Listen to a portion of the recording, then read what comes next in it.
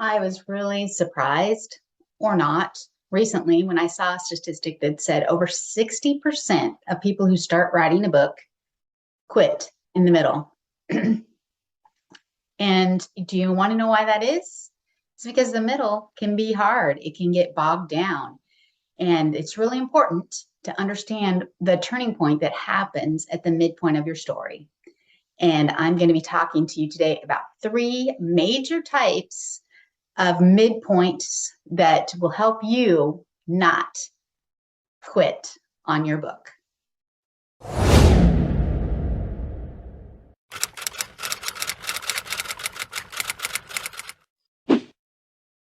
All right, today we're going to be talking about the middle of your story, the exact middle of your story. And in story structure, it is just called the midpoint. And it is the second major turning point for your story and for your character. And it does become a really murky part. It took me a while to understand exactly how the midpoint worked. And so part of that I understood last week. So if you didn't watch the video about how to understand the second act or what the second act is about, that will definitely be referred to today. So you might want to do that. So I'm going to speak about these three possible midpoints, and I'm going to be speaking about them in the reverse order that you see them on the screen, because why wouldn't I do that? Anyway, so the new information midpoint. And I want to say right up front that a lot of these midpoints are a lot more common. Certain ones are more common in certain genres. For instance, this new information midpoint is really common in mystery. It's common in suspense. It's common in action adventure. It's common in a place where, story where the plot involves getting a lot of information in order to progress through the story.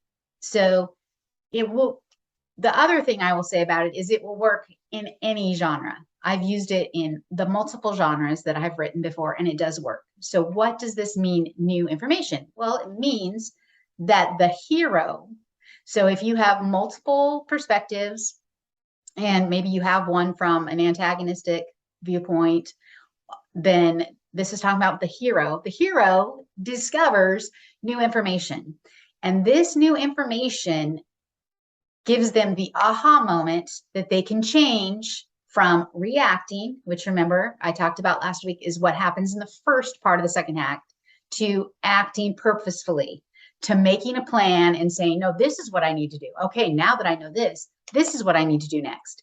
This is how I'm going to solve my story problem. I'll do this. And FYI, it won't always be the right thing, because you're still going to need conflict and tension to get you through another 25% of the story before you come to the third turning point, the final turning point, which I will talk about in a few weeks.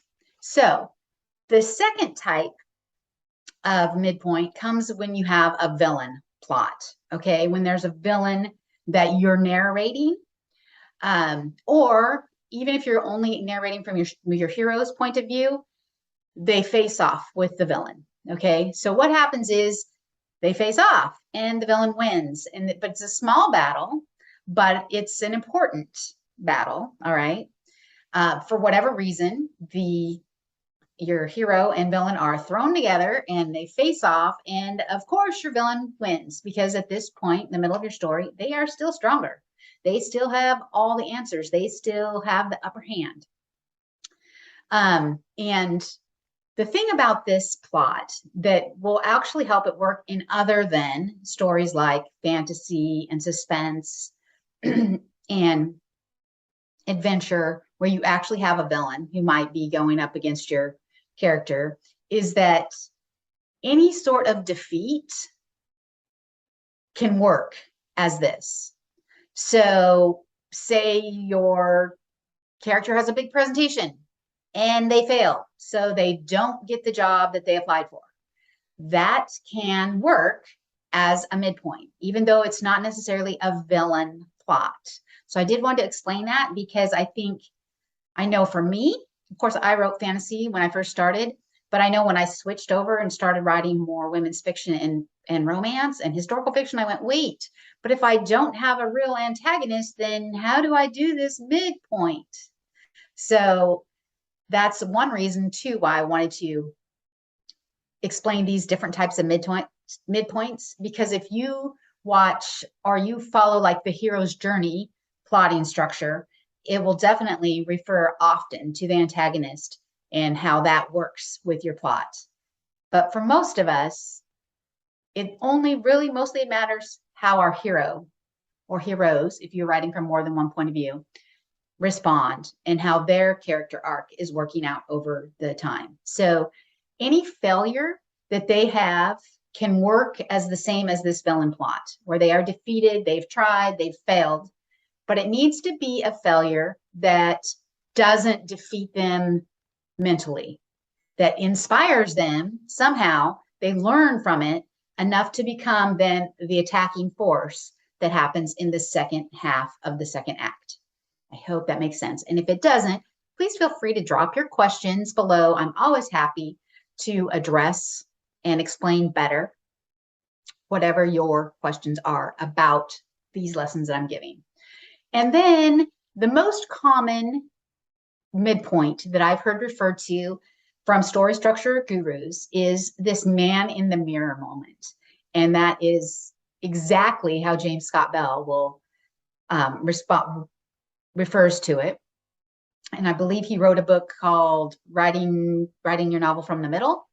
And he talks about this man in the mirror moment as the basis then for your entire plot, which didn't really work for me. That's not how I plot.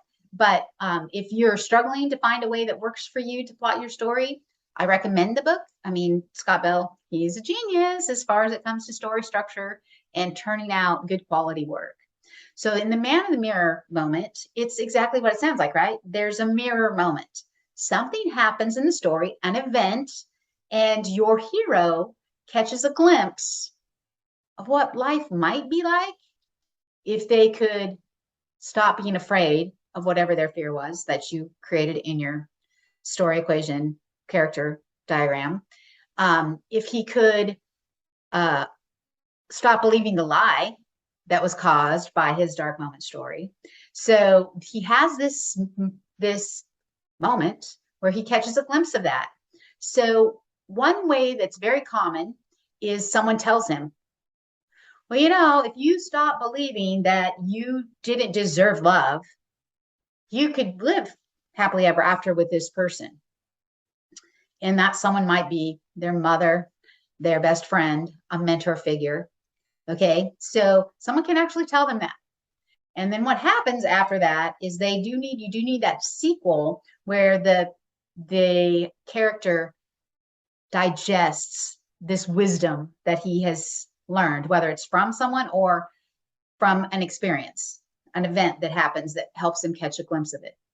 Another way this can happen, because I know for me, it was very difficult to go, well, okay, so how does he catch this glimpse? What happens to make him see this? So that's why I'm trying to give you a few possibilities.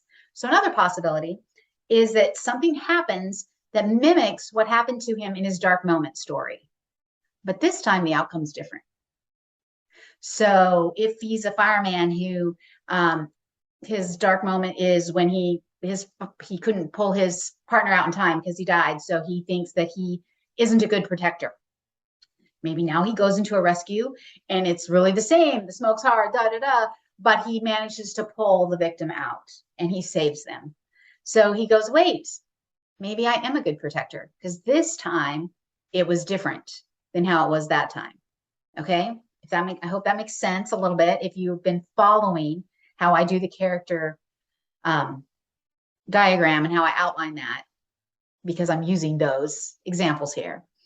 And then the most important thing I need you to remember about this is that it cannot be a total epiphany. It cannot make him totally change, because that epiphany comes later. And we will talk about that in a few weeks, the character epiphany and how that, because remember, there's a plot arc and there's a character arc, and they are interwoven. And at the midpoint, your character catches a glimpse of what could be if he stopped being sidelined by his fear, if he only could believe the truth rather than his lie. And that gives him the energy, the courage, the whatever, to start being proactive for the next half of the second act. So he hasn't arrived, he hasn't completely overcome everything, but he's caught a glimpse of what it might be like if he only could. So if you have any questions, please feel free to drop those below, and make sure you subscribe to the channel so you don't miss anything that's to come in this story structure series.